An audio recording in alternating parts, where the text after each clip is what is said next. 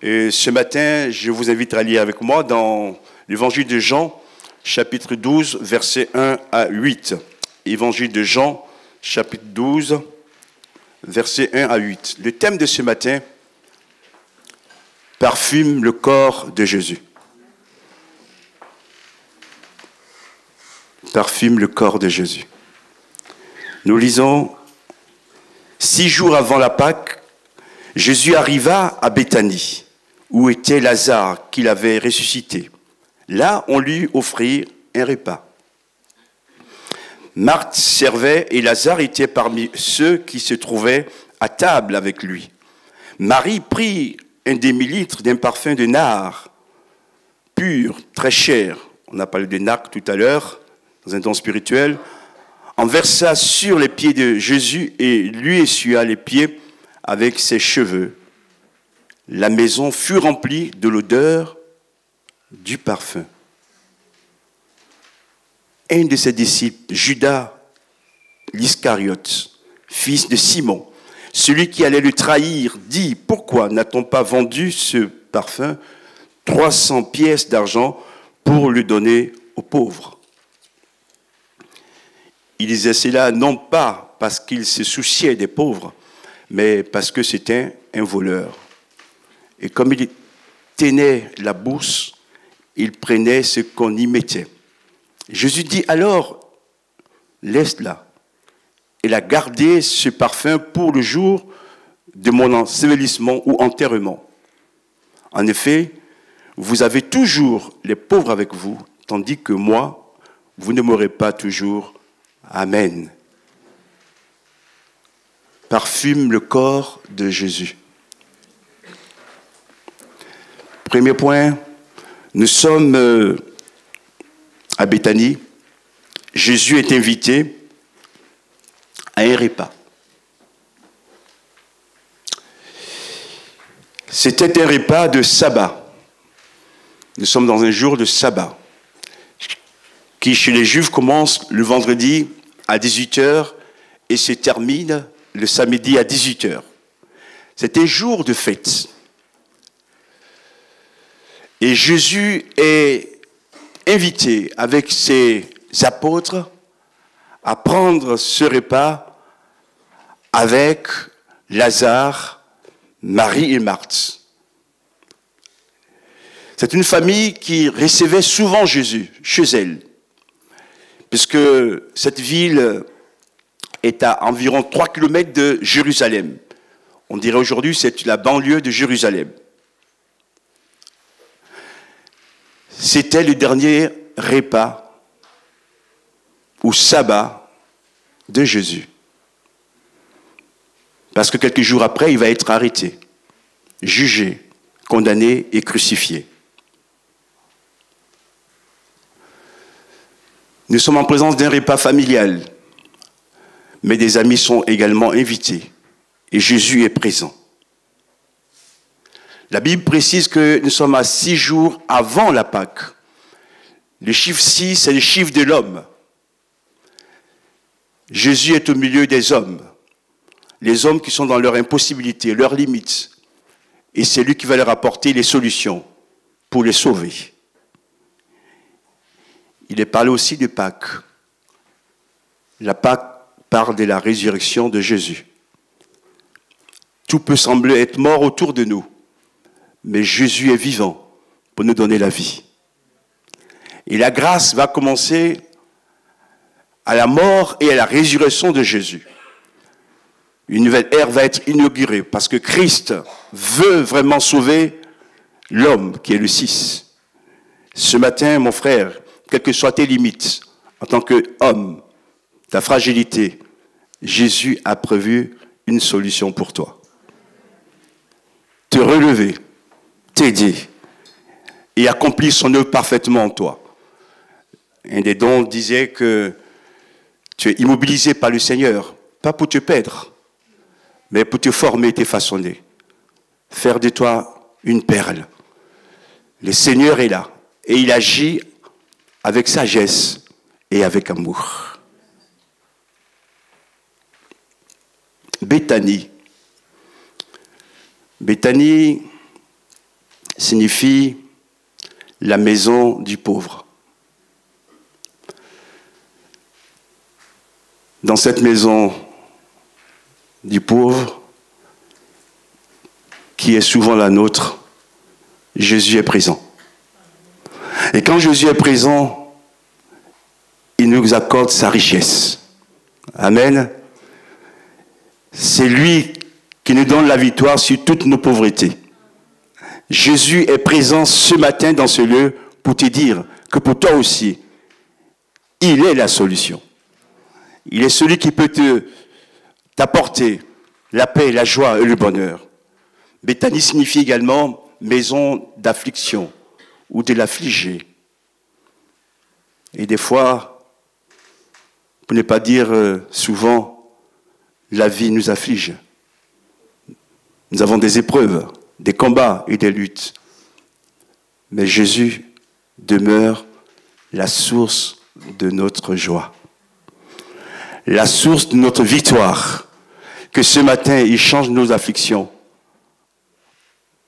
en allégresse, en joie. Cette joie qui descend du ciel et qui vient agir à notre égard. Béthanie, c'est aussi la maison de la tristesse.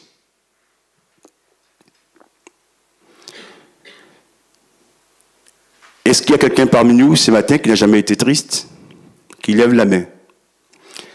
La tristesse d'un sentiment fait partie de la condition humaine.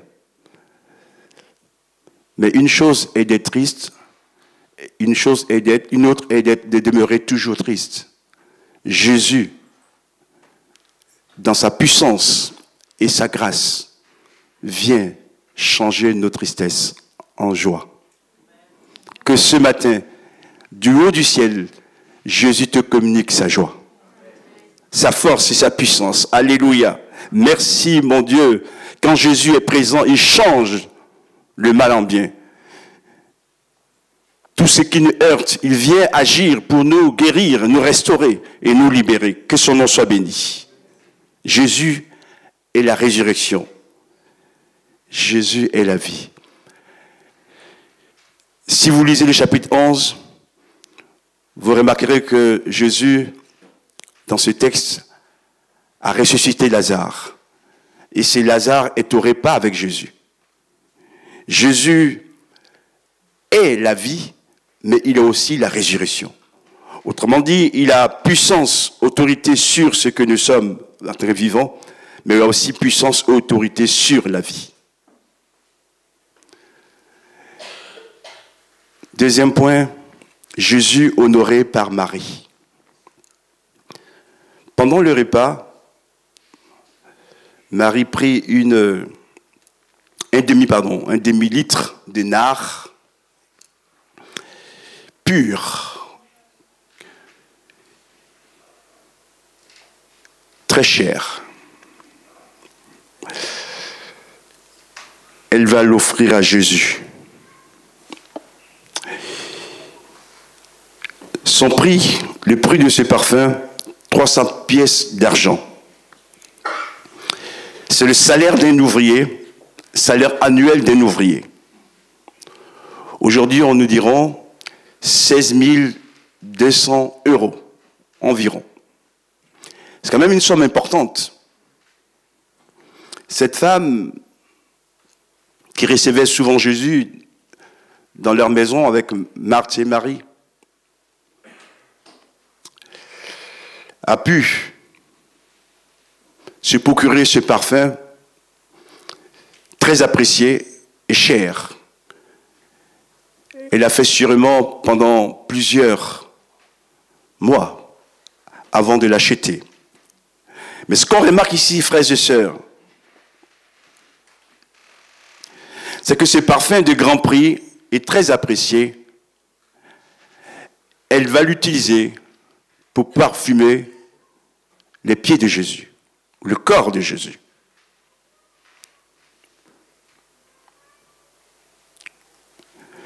Je reviens un peu en arrière.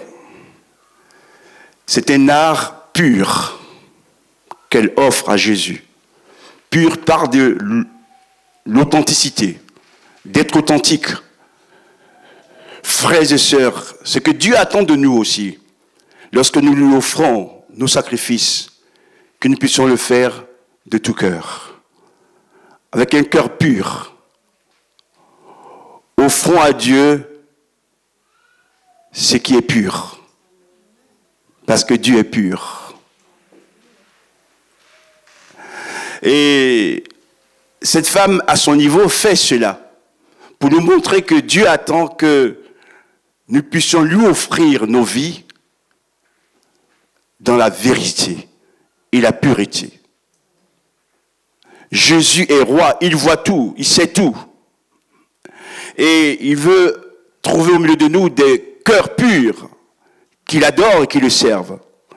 N'est-il pas dit d'ailleurs, tu adoreras ton Dieu de tout ton cœur, de toute ton âme et de toute ta force. Ce matin, ne garde rien pour toi, donne tout à Jésus. Et tu ne perdras rien parce qu'en retour, tu donneras tout aussi. Elle verse ses parfums sur les pieds de Jésus. Dans les Chroniques, chapitre 2, 21, verset 24, c'est David qui dit ces paroles. En Chroniques 21, 24, je n'offrirai pas à l'Éternel un holocauste qui ne me coûte rien. C'est pas que Dieu ait besoin de notre temps, notre argent, ce que nous avons, mais c'est un signe de remerciement pour tout ce qu'il fait pour nous. En retour, nous voulons lui offrir aussi ce qu'on a de meilleur. Amen. Offrons le meilleur à Dieu. Je pourrais ouvrir une parenthèse. Le meilleur de sa vie. Le meilleur de son temps. Le meilleur de son programme. Que Jésus soit toujours honoré. Cette femme lui rend hommage. Elle le considère comme vraiment le Dieu vivant, celui qui communique la vie, la grâce. Et deuxièmement, elle va essuyer les pieds de Jésus avec ses cheveux, avec ses longs cheveux. Parce qu'elle avait des cheveux courts, elle n'aurait pas pu. Elle avait des longs cheveux. Et ce que j'aimerais vous dire, frères et sœurs, c'est que les cheveux longs, à cette époque, représentaient la beauté de la femme, la gloire de la femme. C'était son honneur, c'était sa dignité. Non seulement elle oint les pieds de Jésus de ses parfums, mais elle va les essuyer avec ses cheveux. Elle va donner à Jésus sa beauté, sa gloire, son honneur et sa dignité. Seigneur, je m'abaisse. Tout ce qui est honneur, beauté en moi, je le mets sous tes pieds. Suivre Dieu, c'est aussi savoir s'abaisser. S'abaisser et lui confier ce qu'on apprécie, nos trésors. Les trésors ne doivent pas être mis en avant par rapport à nous, mais ils doivent être déposés au pied de Jésus. J'aimerais te poser cette question. Tout ce que tu as reçu de Dieu, est-ce que comme cette femme, tu t'abaisses pour les mettre au pied de Jésus? Ou est-ce que plutôt tu en fais une gloriole? Seigneur, ce matin, par ton esprit, éclaire-nous. Que nous soyons habités par un sentiment d'humilité. Ce que je suis capable de faire, c'est grâce à Dieu. La connaissance que j'ai, que je peux communiquer, c'est grâce à Dieu. Et je n'ai pas à m'en glorifier. Au contraire, je vais m'abaisser aux pieds de Jésus pour lui dire, Seigneur, merci, tout cela est pour toi. Que ton nom soit béni. Amen. On pourrait ajouter aussi que elle est à genoux, dans une position de soumission.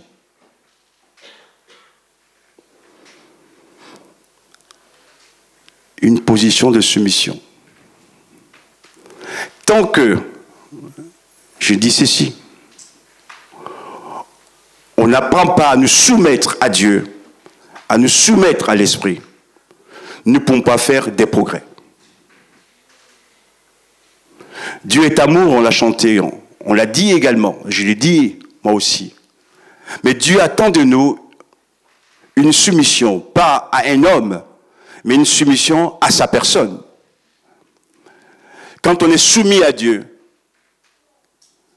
on laisse toute la liberté à l'esprit d'agir en nous. Parce que ce n'est plus nous qui décidons, c'est plus nous qui faisons, mais c'est l'Esprit de Dieu qui décide et qui fait en nous. Et on voit alors la gloire de Dieu.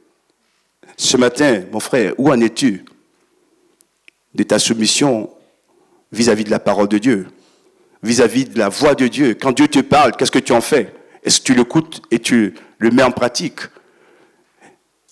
Oui. J'aimerais terminer cette partie en disant ceci. Se soumettre à Dieu, c'est toujours gagnant. Ce n'est pas pour perdre, mais c'est pour gagner plus. Et elle est dans une position également de service. Elle sert Jésus. Je lui ai dit, le salut, c'est pas grâce. C'est pas par les œuvres que nous sommes sauvés, dira Éphésiens chapitre 2, verset 8. C'est le don de Dieu pour que personne ne se glorifie. Ça, c'est la base. Mais il y a la vie chrétienne qu'il faut construire. Et là, il faut servir. En retour, on le sert pas pour être sauvé, on le sait parce qu'il nous a sauvés. Et tu ne peux pas être chrétien et rester sans rien faire. Mon frère, ma sœur, ce matin, je lui ai dit de la part du Seigneur, lève-toi et rentre dans ton service pour Dieu. Amen. N'arrête pas les autres.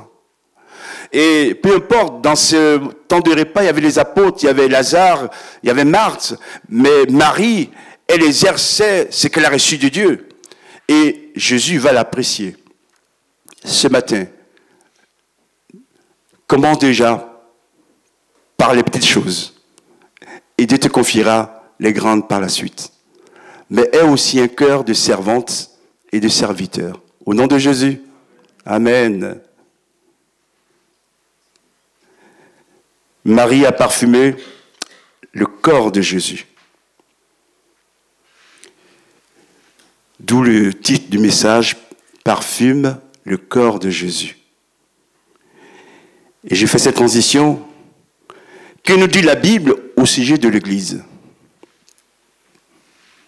Dans les Corinthiens chapitre 12, verset 27, Paul écrit ces paroles, « Vous êtes le corps de Christ, et vous êtes ses membres les uns, chacun pour sa part. »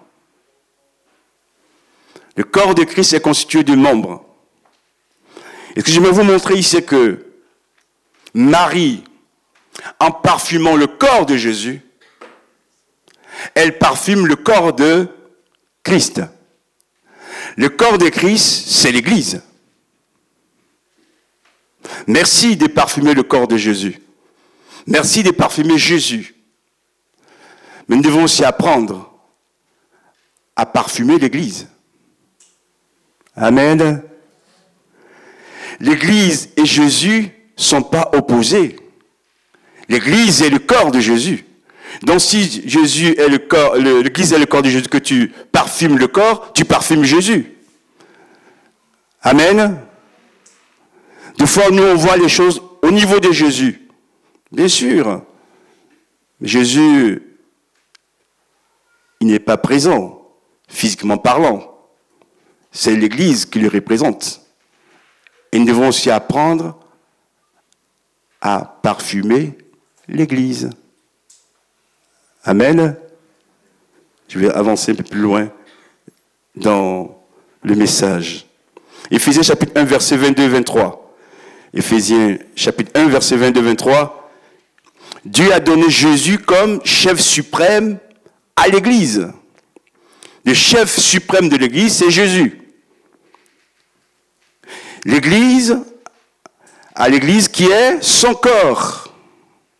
lui en qui habite la plénitude de Dieu qui remplit tout en tous. Est-ce que,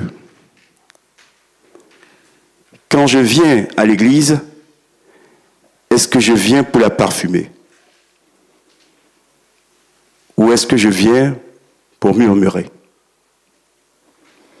Est-ce que je viens pour me plaindre? Ce matin, Dieu me dit de nous dire de parfumer le corps de Jésus, qui est l'Église. Amen. L'Église n'est pas parfaite, elle a ses défauts, mais c'est le corps de Christ. On peut faire de très belles prières par rapport à Dieu, par rapport à Jésus, mais la réalité du service se fait au sein de l'Église. Vous êtes d'accord? Eh oui. Et le chef suprême de l'Église, c'est Jésus. Donc Jésus est là, dans l'Église.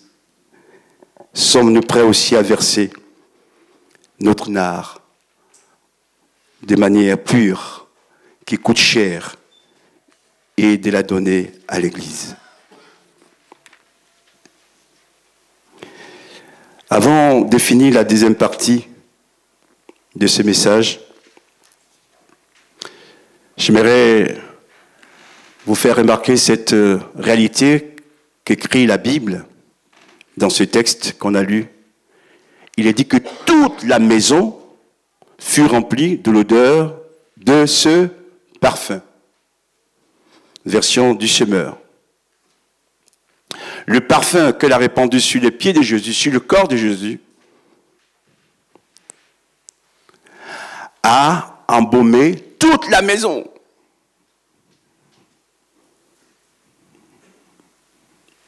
Toute la maison. Des effluves, des parfums. Un parfum qui sent bon. Et ainsi dire également que lorsque nous répandons nos parfums dans l'église, que cela puisse sentir bon. Amen. Ce ne sont pas des parfums fétides, mais parfums qui fassent plaisir à Dieu et qui honorent Dieu lui-même, Jésus. Ce matin, quelle est l'odeur de ton parfum, mon frère? Quelle est l'odeur de ton parfum, ma sœur? Que répands-tu comme odeur autour de toi? Que le Seigneur, dans sa grâce, nous aide à comprendre que ce qu'il nous a donné, nous devons le répandre autour de nous, dans nos maisons, dans nos familles,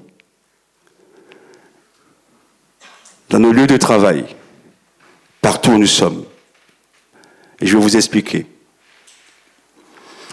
Parfumons nos maisons, parfumons nos familles, notre entourage, parfumons nos églises, parfumons nos frères et sœurs dans la foi.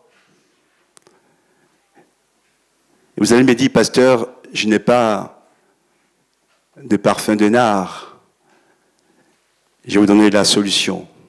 Aujourd'hui, tu peux parfumer ta maison, ta famille, ton lieu de travail, ton église,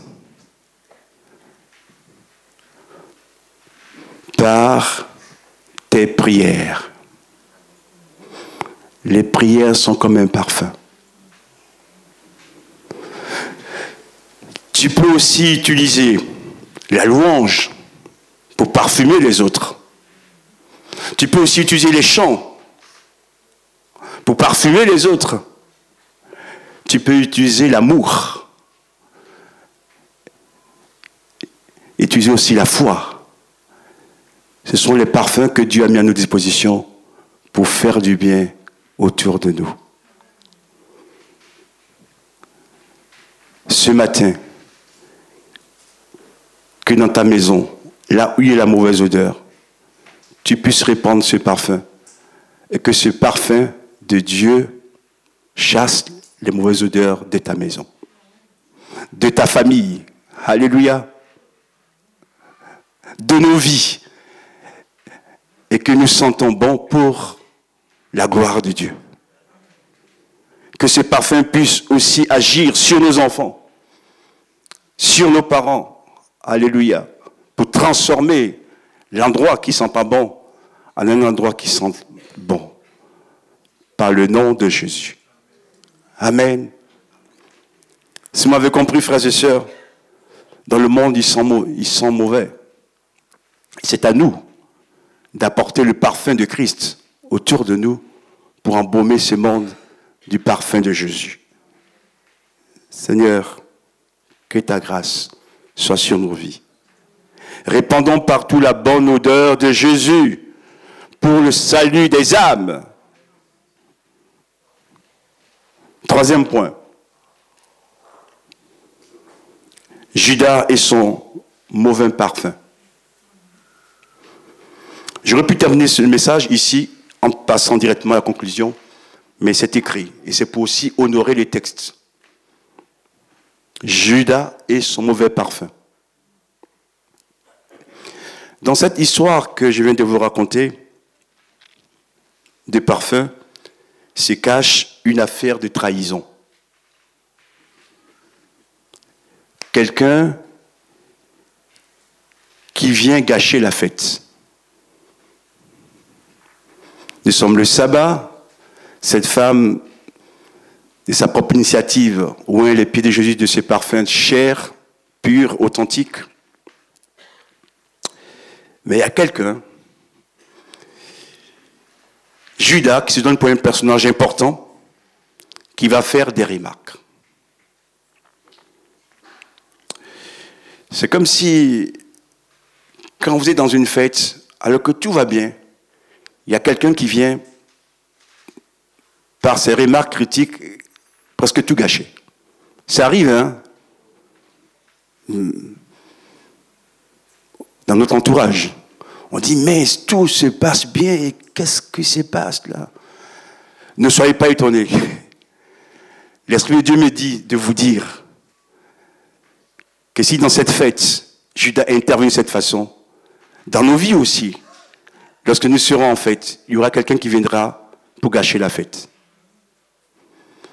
Ça fait partie de la vie des enfants de Dieu. Ne vous arrêtez pas là. Il faut continuer. Parce que la façon de faire va vous aider au contraire à persévérer avec Dieu. À continuer la marche. Il y aura toujours des combats. Et qui peuvent surgir même là où on n'y pense pas. Mais le plus important, c'est que cette femme, elle a déjà versé son parfum sur les pieds de Jésus. Je donnerai la réponse de Jésus d'ailleurs dans quelques minutes. Que nous dit la Bible? Judas, d'abord, c'est un traître. Deuxièmement, un voleur. Et il piquait souvent dans la caisse. Et quand il parle des pauvres, en réalité, il s'en soucie guère. Vous voyez comment l'ennemi peut utiliser des gens qui ont les pires défauts pour venir faire des leçons à ceux qui sont justes. Ça vous est jamais arrivé? Parce que Judas, s'il s'était regardé lui-même, il n'aurait jamais dit ces paroles. Parce qu'en réalité, il s'en excusez-moi, il s'en fiche des pauvres. Mais il fait semblant de dire, oui, moi, les pauvres. Et ça fait bien. Penser aux pauvres, c'est normal. Mais en réalité, son cœur n'était pas dans la vérité. J'ai prié aussi, pour ces temps de la fin, que Dieu accorde de plus en plus le don du discernement à son peuple. Pas seulement aux dirigeants, aux pasteurs, mais aussi à tous les chrétiens. Parce qu'il y a des gens qui viennent à vous, qui vous parlent avec la voix d'une brebis, mais derrière, c'est le loup qui est caché. Et il n'y a que l'Esprit de Dieu qui peut nous remplir pour discerner ces hommes et ces femmes. Et Judas est au milieu du repas. Il n'est pas en dehors du repas. Il est dans le repas, il mange avec eux. Et lui aussi, il a bénéficié de cette bonne odeur du parfum, mais il n'a rien compris. Il faut qu'il casse la joie, casse la fête. Des casseurs de fête, qu'il n'y en ait aucun au milieu de nous ce matin. Réjouissons-nous ensemble avec nos frères et nos sœurs pour la grâce, pour la gloire de Dieu. Je termine bientôt. Lui, le parfum est très cher. Un salaire d'une année de travail. 16 200 € aujourd'hui, c'est pas rien quand même, c'est vrai.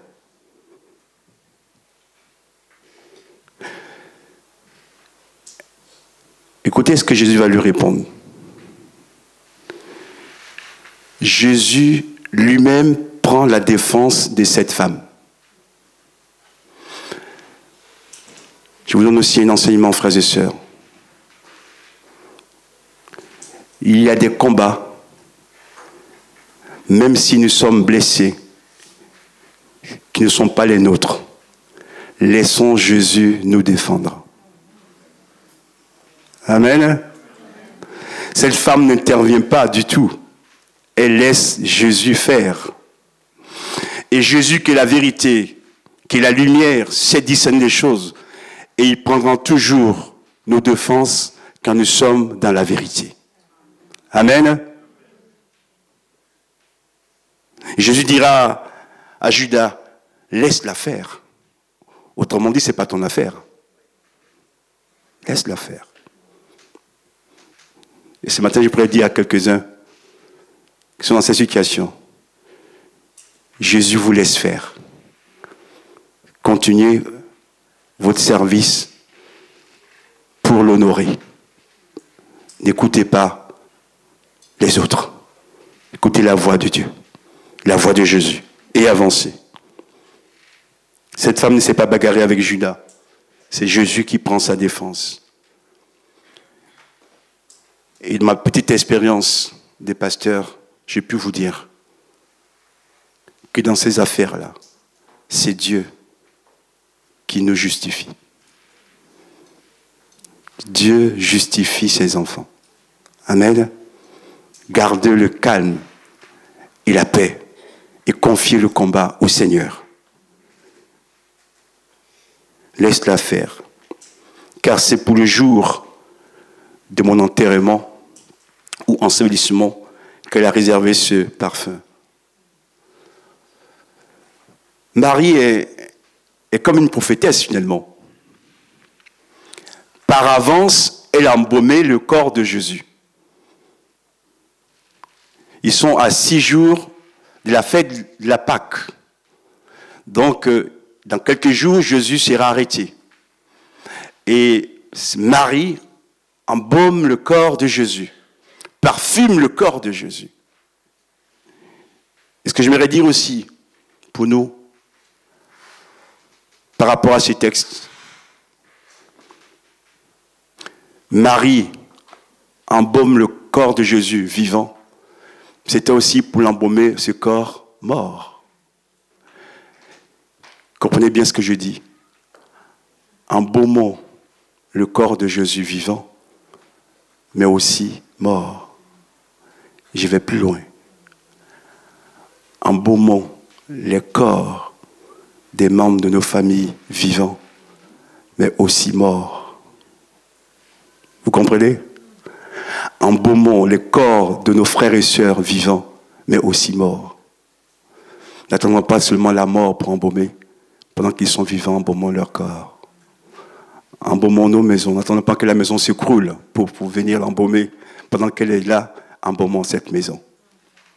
Gloire à Dieu. Ne faisons pas comme certains qui apparaissent quand la mort a frappé et qui veulent tout faire. Il fallait le faire un peu avant. Que Dieu nous aide ce matin à comprendre ces paroles. Aimons les morts, aimons les vivants. Je termine. Ces parfums qu'elle a versés, que Judas disait que c'était du gaspillage. Pour Jésus, c'est pas du tout du gaspillage. C'est une action de bonne odeur aux yeux de l'Éternel. Amen. Que Dieu nous aide à comprendre sa vérité. Je termine, conclusion. On va lire dans 2 Corinthiens chapitre 2, versets 14 et 15. 2 Corinthiens chapitre 2, versets 14 et 15. Que Dieu soit remercié. Lui qui nous fait toujours triompher en Christ et qui propage partout à travers nous le parfum de sa connaissance. Nous sommes en effet pour Dieu la bonne odeur de Christ. Alléluia. Nous sommes pour Dieu la bonne odeur de Christ parmi ceux qui sont sauvés et parmi ceux qui périssent aussi. Autrement dit,